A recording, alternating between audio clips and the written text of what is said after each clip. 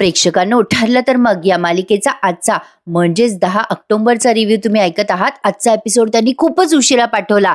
तर बघा, एक नवीन प्रोमो आलाय जो मी तुम्हाला सुरुवातीलाच देतेय. सायलीचे आई वडील म्हणून अर्जुन प्रियाच्या आई वडिलांना घरी घेऊन आलाय आणि येत्या काही दिवसांमध्ये आपल्याला हे ट्रेलर, हे टीजर दिसणार आहे प्रेक्षकांनो येणाऱ्या एपिसोड रिव्ह्यू मध्ये. तर बघत राहा. मैपत आता पुढे प्रियाला त्रास द्यायचा काय प्लॅन करतो. सायलीचे आई वडील म्हणून घरी तर आलेत हे, पण आता ते प्रियाचे आई वडील हे सिद्ध व्हायला वेळ लागणार नाहीये. तर बघत राहा. ठरलं तर मग आजचा एपिसोड म्हणजे माय गॉड, मोठा तमाशा आहे. या प्रियाने अश्विनला बरोबर इन्फ्लुएन्स केलंय बरं का प्रेक्षकांनो. आता ती अश्विनला समजवतीये की आपण सुभेदारांच्या घरी जायला हवं. अश्विन, प्रिया अश्विनला म्हणत असते की अर्जुन सायलीला सगळी इस्टेट पाहिजे, प्रॉपर्टी पाहिजे, म्हणून ते आपल्याला बाजूला काढतायत. अरे अश्विन, अर्जुन आणि सायली धुरतयत रे. आपण जर वेगळ्या घरी राहायला गेलो ना अश्विन, तर ते सुभेदारांपासून तुला कायमचं तोडतील. अरे मला पैशाचा नाही तर सुभेदारांच्या प्रॉपर्टीचा मोह नाहीये रे, पण मला त्या सायलीला सगळं बळकावू द्यायचं नाहीये. तिच्यासारखी वाईट प्रवृत्ती जिंकली नाही पाहिजे अश्विन. अरे जर तिला सगळ्यावर कब्जा करण्यापासून थांबवायचं असेल ना, तर आपण त्या घरात असणं गरजेचं आहे अश्विन, नाहीतर ती आपलं घर उद्ध्वस्त करेल. आता हे एक येडं सापडलं बाबा हिला. तो लगेच तिच्या ओला ओ मिळवतो बरं का. अश्विन आता सगळं ऐकतो आणि मग प्रियाला म्हणतो, हो बरोबर आहे तन्वी, तुझ्या बोलण्यात पॉइंट आहे. त्यावर प्रिया म्हणते, चल मग आता आपण घरी जाऊ आणि या वेळेला जर त्यांनी आपल्याला काही अडवलं ना, तर आपण कायदेशीर कारवाई करू, पण मागे नाही हटायचं बरं का अश्विन. अरे बाप रे प्रेक्षकांनो, त्या अश्विनने काय तमाशा केलाय. अरे आजचा एपिसोड ना नजर खिळवून ठेवेल तुमची. खरंच छान दाखवले प्रेक्षकांनो एपिसोड. तुम्हाला यात काय आवडत नाहीये ते मलाही काही कळू नाही लागलंय आता. तर असो, आता इकडे अर्जुन पोहोचलाय त्या टेलरकडे फायनली. आता तिथे तो पोहोचतो त्या क्षणी तो टेलर म्हणजे हा प्रियाचा XYZ जो कोणी बाप आहे तो अर्जुनला बघतो आणि म्हणतो, साहेब नमस्कार. अर्जुन म्हणतो, नमस्कार नमस्कार. त्यावरती तो माणूस म्हणतो, साहेब मी ना लेडीज टेलर आहे बरं का. नाही म्हणजे तसं माणसांचे शर्ट पॅन्ट शिवतो मी, काय तुम्हाला काय तुमचे पॅन्ट शर्ट शिवायचे आहेत का. अर्जुन म्हणतो, नाही हो, मला माझ्या बायकोसाठी ड्रेस शिवायचा आहे. मग तो माणूस म्हणतो, शिवतो की आम्ही बायकांचे पण ड्रेस शिवतो, कापड आणलंय का तुम्ही. अर्जुन म्हणतो, हो हो आणलंय मी. तो माणूस म्हणतो, माप मग साहेब. अर्जुन म्हणतो, मी माझ्या बायकोच्या मापाचा ड्रेस आणलाय. हे बघा ही साडी आहे, या साडीचा ड्रेस शिवाल का. तो माणूस म्हणतोय प्रियाचा बाप, हो हो शिवेल ना. अर्जुन म्हणतो, हो तसं कळलंय मला तुमची स्पेशालिटी आहे. आता हा माणूस थोडा दबकतो बरं का आणि म्हणतो, काय माझी स्पेशालिटी आहे. हो तसं बरोबर आहे तुमचं, बरोबर आहे. हा ओ, ब्लाऊज म्हणू नका, लेडीज पॅन्ट म्हणू नका, शरारा म्हणू नका, जे सांगतो ते शिवतो बघा मी. अर्जुन म्हणतो, याचे किती पैसे झालेत. मग तो माणूस म्हणतो, 2,000 रुपये होतील साहेब. अर्जुन म्हणतो, चालेल, कधीपर्यंत द्याल. तो माणूस म्हणतो, थांबा हं. असं म्हणून त्याने आतमधून कॅलेंडर आणलं बरं का आणि दिवस मोजून सांगतो, साहेब पुढच्या गुरुवारपर्यंत देतो. अर्जुन म्हणतो, अहो हे तर खूप उशिरा होईल हो, मला तर उद्याच पाहिजे होता ड्रेस. अर्जुनला सगळीच घाई आहे. आता तो माणूस म्हणतो, अहो उद्या म्हणजे फार घाई होईल हो, पण मग त्याचे एक्स्ट्रा पैसे देताल का तुम्ही. अर्जुन म्हणतो, चालेल ना, मला चालेल. मग तो माणूस म्हणतो, ठीक आहे मग 500 रुपये देऊन टाका मला ऍडव्हान्स, पण मग 1,000 रुपये वर लागतील. अर्जुन म्हणतो, हो चालेल ना, काही हरकत नाही. अर्जुनकडे काय पैशाची कमी आहे. मग तो पटकन 500 रुपये देतो आणि म्हणतो, बाकीचे पैसे तुम्हाला सगळे उद्या देतो, हे 1,000 रुपये पण राहू द्या, पण बाकीचे पैसे उद्या देतो. मग तो माणूस म्हणतो, हे घ्या साहेब, हे माझा फोन नंबर ठेवा, ड्रेस तयार झाला रे झाला की तुम्हाला फोन करतो, नाहीतर तुम्ही मला फोन करा. अर्जुन म्हणतो, हो चालेल.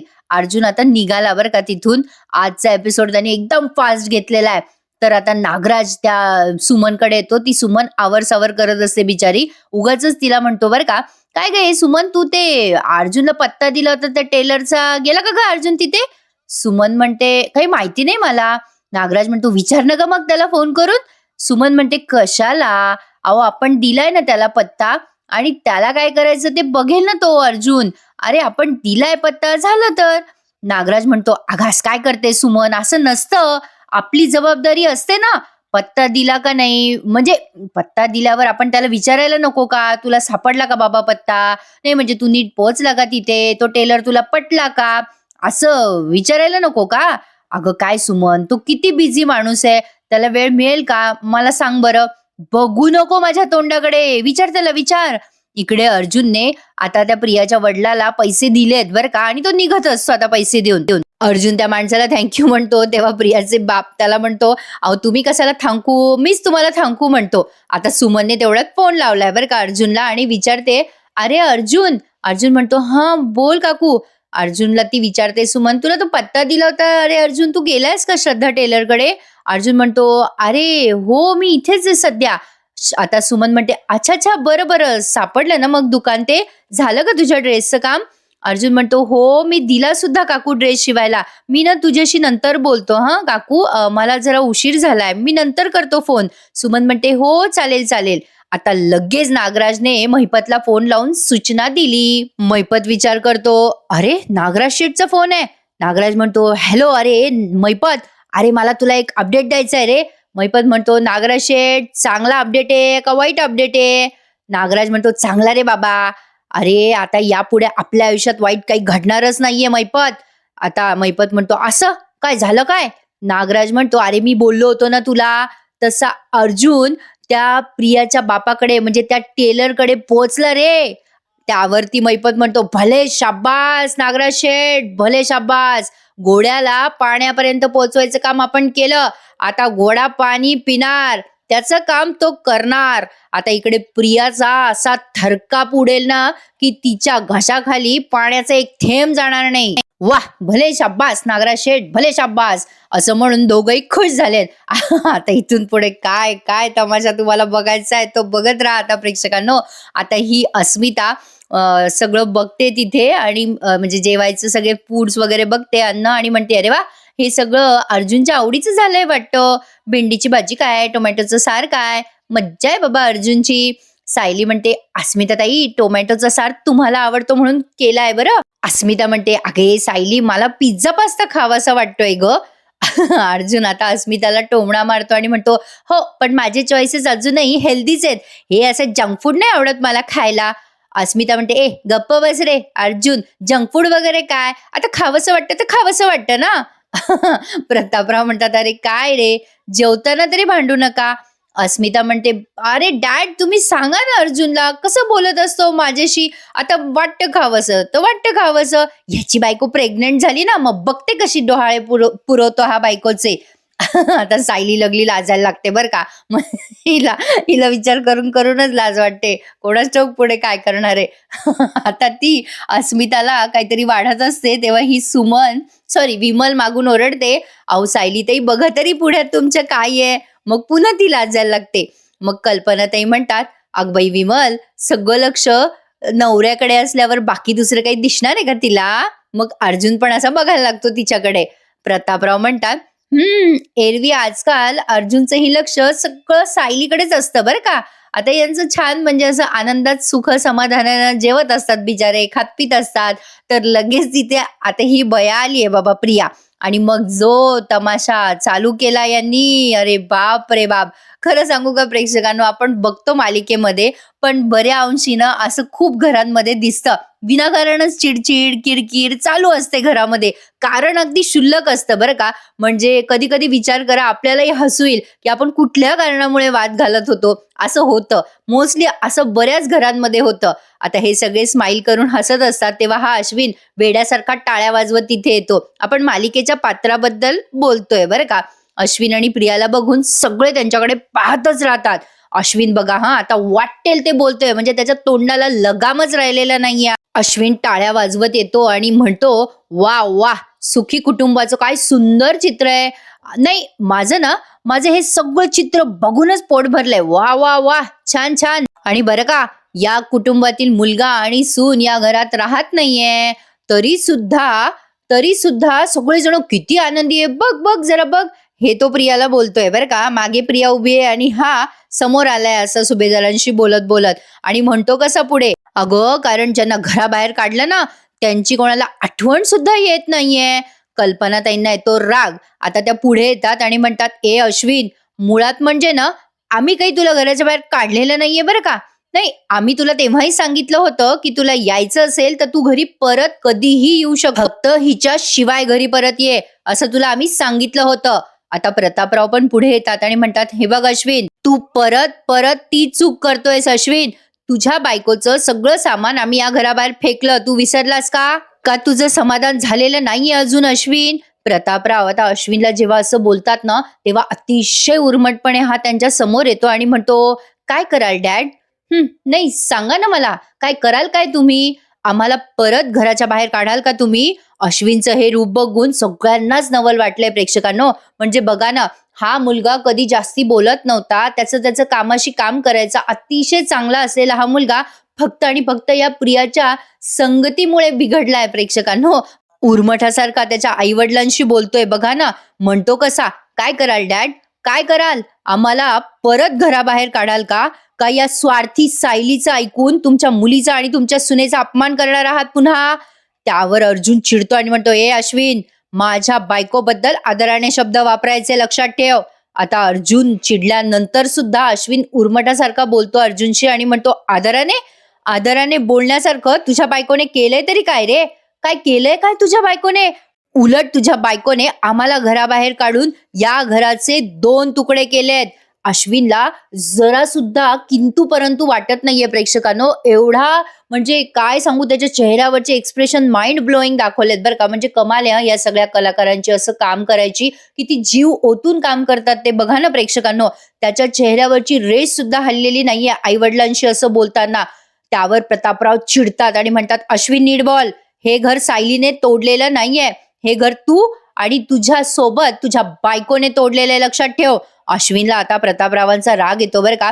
प्रियाला तर आज काही मध्ये बोलायची गरज पडली नाही. फक्त शेवटचं एक वाक्य बोलते बघा ती. आजचा एपिसोड प्रेक्षकांनो खरंच शेवटपर्यंत बघत राहा. आणि मी हे सगळं जे TTMचे मनापासून फॅन आहेत त्यांच्यासाठी सांगते. प्रतापरावांनी असं बोलल्यानंतर बघा प्रिया कशी बघते प्रतापरावांकडे. आता अस्मिता मध्ये बोलते आणि म्हणते, "ए अश्विन, तू या तन्वीची पापं लपवण्यासाठी सायलीला दोष द्यायची काही गरज नाहीये तुला. सायलीचे गुण जरी उशिरा कळले असतील ना मला, तरी आता मी सायलीबद्दल काहीही ऐकून घेणार नाही, लक्षात ठेव."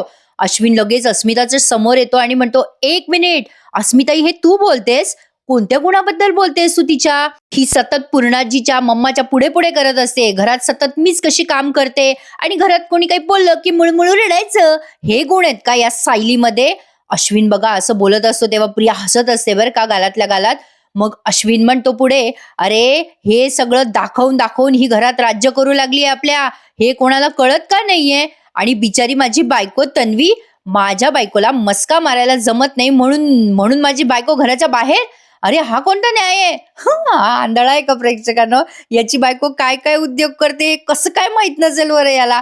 हसायला येतंय मला आता अश्विनच्या या परिस्थितीवर. असो, कीव करावी का काय, अवघडच आहे सगळं. सायली बोलते, "अश्विन भाऊजी, मुळात तुम्ही हे सगळं का उकरून काढताय ते मला कळतच नाहीये. आणि तुम्हाला मी सांगितलं होतं की तुमचे विचार जोवर बदलत नाहीत तोवर तुम्ही घरी येऊ नका. तुम्ही आलातच का घरी?" सायलीने असं बोलल्यावर अश्विन म्हणतो, "माझ्या बायकोला मी तिच्या हक्काच्या घरापासून कधीपर्यंत लांब ठेवणार होतो मी?" आता असं बोलल्यानंतर सगळेच अश्विनकडे बघताय. मग अश्विन म्हणतो, "ती तिकडे माहेरी रडत बसणार का? आणि तिचं इथे जे काही आहे त्यावर तुम्ही दोघं अधिकार दाखवणार का?" प्रिया बघा ना कशी हसते मनातल्या मनात. आता तिला हसताना कोणी बघत नाहीये का? असो, पण आता मनातल्या मनात ती विचार करते, "अरे वा." प्रिया मनात विचार करते, "मला तर तोंड उघडायची गरज पडत नाहीये. काय जबरदस्त चाबी बसली आहे या अश्विनला. आज आम्हाला जर कोणी घरात नाही घेतलं तर हा एखाद्याचा मुर्दा नक्की पाडेल." प्रिया आता मनातल्या मनात असं बोलते बरं का आणि खूप खुश होतीये. म्हटलं ना प्रेक्षकांनो, हिला खरंच काही बोलायची गरज पडली नाहीये. एवढं कसं कोणी कोणाच्या इन्फ्लुएन्स खाली येऊ शकतं ना? खरंच कठीण आहे बाबा. आता अर्जुन या अश्विनची ही भाषा ऐकतो आणि त्याला नवलच वाटतंय. तो म्हणतो, "अश्विन, हक्क, अधिकार, कायदा, अरे काय रे अश्विन, अरे ही कोणती भाषा बोलतोयस तू?" अश्विन म्हणतो, "आता मी कायद्याचीच भाषा बोलणार आहे दादा, कारण तुला तीच भाषा समजते ना." आता असं बोलल्यानंतर अर्जुन रागाने बघतोय अश्विनकडे आणि सायलीला तर नवलच वाटतंय. शेवटी ती बिचारी विमल म्हणते, "अहो वहिनी, अश्विन दादाला सांगा ना. अहो निदान अस्मिताताईंच्या समोर असे शब्द नका वापरू हो. अहो त्यांचं बाळ हे सगळं ऐकतंय." बघा ना प्रेक्षकांनो, अश्विनला तमाशा करताना खरंच विचार सुद्धा आला नाही की आपली बहीण प्रेग्नंट आहे. पण आता अस्मिता म्हणते, "अगं विमल, हे त्याच्या डोक्यात शिरणार आहे का?" अस्मिता म्हणते अश्विनला, "अरे तुला काय हवं रे अश्विन?" त्यावर अश्विन म्हणतो, "मला माझ्या बायकोला तिला तिच्या हक्काच्या घरात जागा मिळवून द्यायची आहे. त्यावर प्रतापराव खूप चिडतात आणि म्हणतात, "ते शक्य नाहीये अश्विन, ते शक्य नाहीये. तुझी बायको या घरात परत कधीच येऊ शकत नाही. प्रत्येक वेळी आमच्या आनंदात ती विष कालवत आली आहे आणि आम्हाला ते सगळं नकोय आता." अश्विन म्हणतो, मला माहित होतं डॅड, तुम्ही हेच म्हणणार आहात. मला सगळं माहित होतं. तन्वीने कोर्टात चुकीची साक्ष दिली, त्यात तिचा खोटेपणा नव्हता डॅड. तिची भीती होती म्हणून तिने खोटी साक्ष दिली होती. आता या बाबाला कोणत्या भाषेत समजावं ते काही समजेना बाबा कोणाला. अश्विन पुढे म्हणतो, मला हेही माहितीये डॅड, यासाठी तुम्ही तिला आयुष्यभर शिक्षा देणार आहात. पण नाही, मी ते कधीही होऊ देणार नाहीये डॅड. मी आहे तिच्यासाठी. आता पुढे काय करतो बघा प्रेक्षकांनो. पुढे म्हणतो की तन्वी तन्वी कायदेशीर मार्गाने जेलच्या बाहेर आली आहे डॅड, आणि आता कोर्टाने सुद्धा हे मान्य केलंय की ती निर्दोष आहे. अश्विनने असं बोलल्यानंतर ही सायली काय म्हणते बघा. आता सगळेजण तोंड वाकडं करतात.